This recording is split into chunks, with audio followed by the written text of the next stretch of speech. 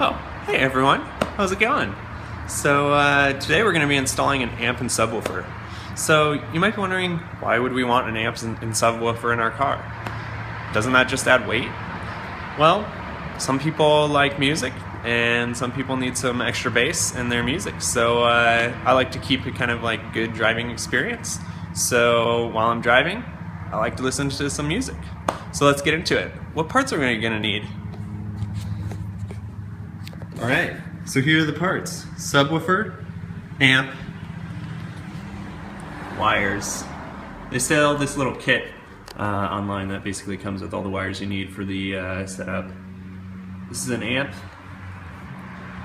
Picked it out because it has 4 channels, so basically you can do 2 to the sub and then 1 for the left side and 1 for right side speakers. We're just going to be hooking up the sub today, and then it has a bunch of watts. And then here is the sub, and I picked it out because it's about like this thick, bottom to top. So it's kind of like a compact sub. So it's nice because I don't know, you can have an actual trunk. So let's get started. First thing we need to do: clean out this trunk.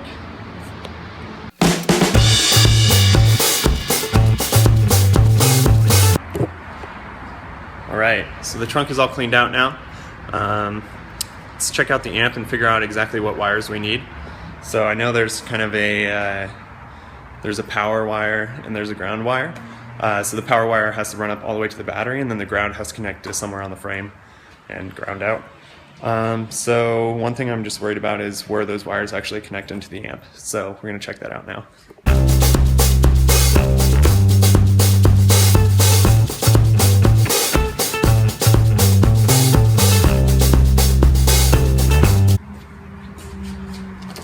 Alright, so basically how this works, we got ground here, got battery power, got a remote wire, then we have all the outputs. So these will have just speaker wire to the sub and to the 2 channels. Then on this end we have a line in input, 2 for sub, 1 for channel 1, 1 for channel 2, and then some other settings, and a little remote thing for bass boost. Alright, so the previous owner already had a sub in here, so there's a couple wires already here, which makes it nice. Basically, there is power here, which is not connected right now. These go up to my stereo. A little old. Gotta figure out what this goes to. I think this is nothing. Yep, that's nothing.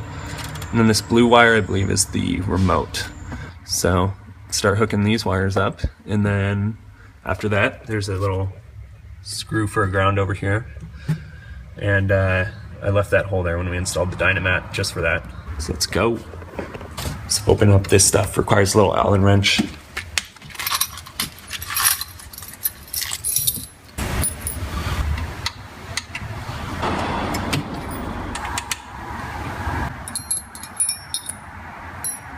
And it looks like I don't have the right size. So, gonna run home and grab it. Alright, so got the right bit. I ended up having to use like this star bit. It's not meant for that, but it's the only thing I could find that would fit in that hex. So, gotta do what you gotta do. And there's also a different size hex for the power and ground. So let's see if I have that. So this wire is not hooked up to the battery yet. I'm keeping it unplugged just in case. Gotta hook up the power and ground first. So how this works is unscrew it, stick the wire in the hole, and then you screw it back in and it makes contact. Alright, so these are just regular plugs from the channel 1, channel 2, sub 1, sub 2. So the sub gets 2 channels so that it has a little bit more power. Basically all of these channels output an equal amount of power, so when you double up like that you give twice as much power to the sub. And that's kind of like depending on how you wire it up as well, but that's how it works. So this is the input. Now we need to hook up the ground. So these kits come with all new wires and everything. I just use this because it's kind of a pain to run it through all the way through the car again. And the wire is like decent. One thing you should check out is have this fuse installed. It's like a lot of power running through this, so you don't want to blow your amp or your sub. And this is basically the same thing. Unscrew these things, and then this is a little Allen wrench, and you cut the red wire, stick one side in here, other side in here. So what I'm looking for is here, basically strip this wire, stick it in here, crimp it, and then you have a nice connection for screws.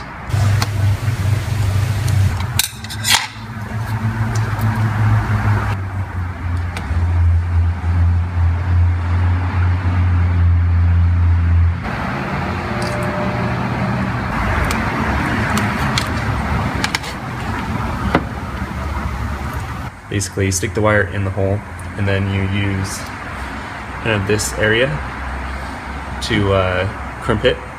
Then it's super solid. So now I'm going to hook this side up to the ground, which is over here. Here's the old one and the new one.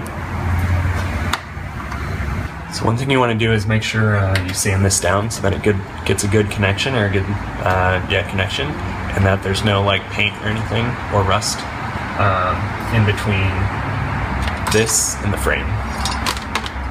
So just get some heavy grit sandpaper. This is 80, and then just sand it down.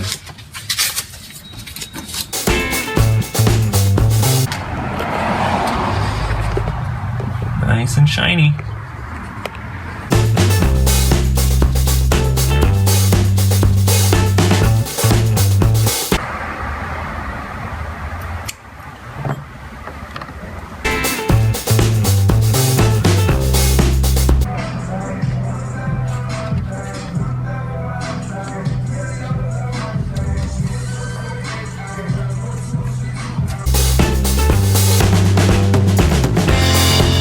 So this is the remote wire, and basically this goes to the head unit and tells the amp when to turn on.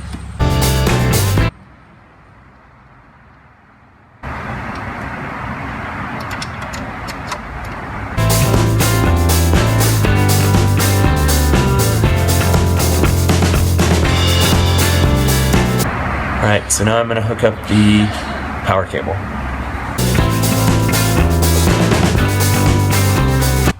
Alright, so here's the battery power, and then here's this. There's got a fuse here as well, big one. So that is looking all good from the previous owner. And basically I'm gonna unscrew this enough so that I can put this over. And there's a washer here that the guy put on so that this will fit a little bit better.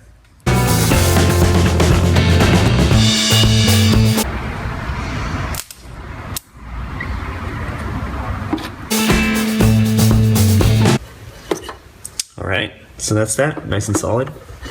Let's go back and see if it turns on.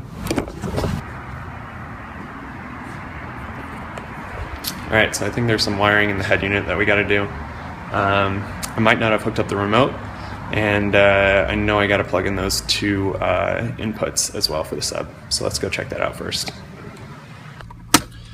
Alright, so I did a video on how to take this out, so I'm just gonna do it real quick, and I'll put a link right above somewhere for that video. So if you want to check out how to install a head unit on a 240SX, it's over there.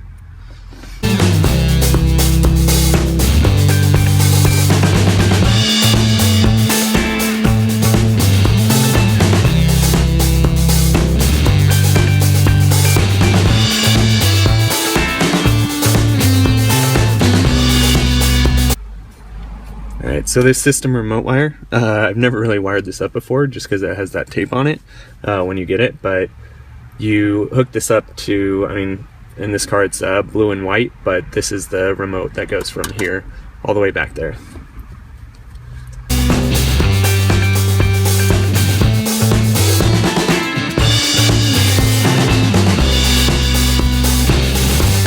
Now, just put it all back together.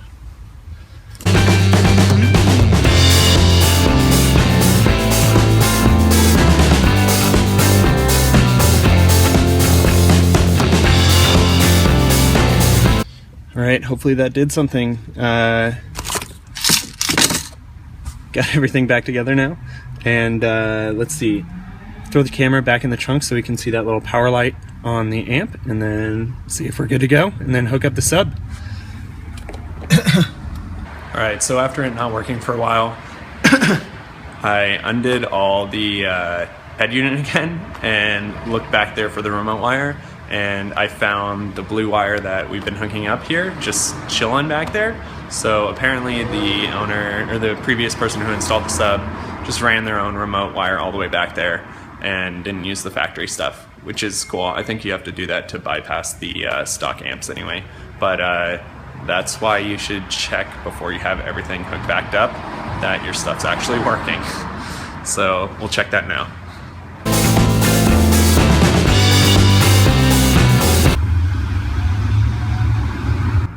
Yes! Alright, so now let's install the sub right here.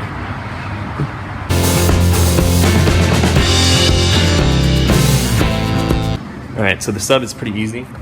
Basically you got a positive and a negative terminal here, and you just connect these up to the amp, and then you're all good.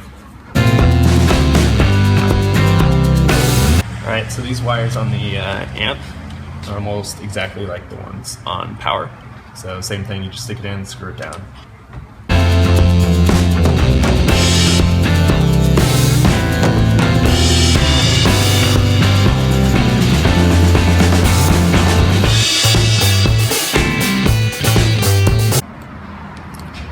Alrighty, so now that we got the sub installed and all secured down, we're gonna basically kind of tune the amp.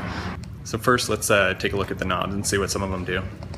So what we got here is we got gain. Basically when you turn the gain up, it increases kind of like how much bass is coming out.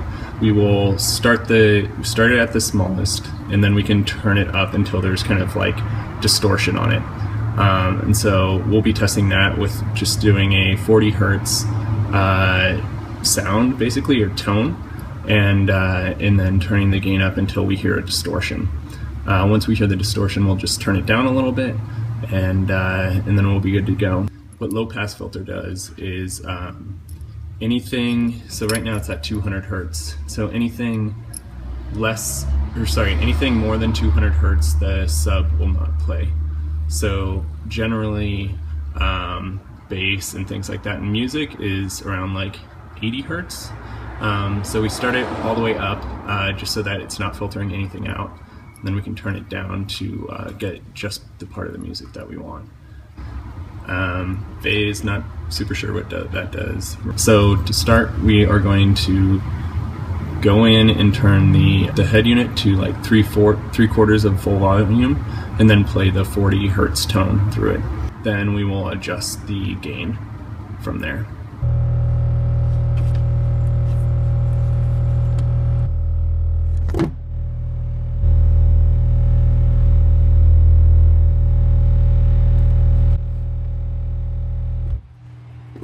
Alright. Basically, you can hear kind of the two tones. The tone kind of changes when you turn up the gain too high. And so that's kind of what you're listening to. So once that tone changes, you just turn it down a little bit, and then it's like at a good place. Alright everyone, so amp's fully installed, subwoofer's in there too, and finally got it tuned into exactly how we want it. So let's do a little test here. So first I'm going to play a song with no subwoofer at all. So all the bass will just be coming out of the speakers. So that's this.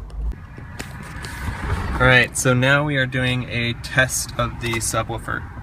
So we'll do a little before and after. So here's the before.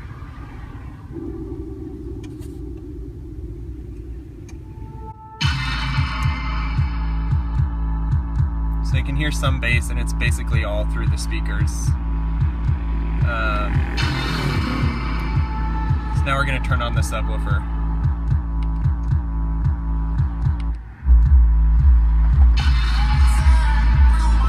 It's like a ton more bass. It's awesome.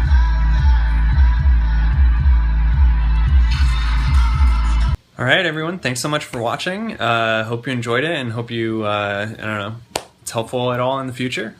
So if you enjoyed the video, feel free to hit the like button, and there's also, you can hit subscribe if you want. So thanks so much.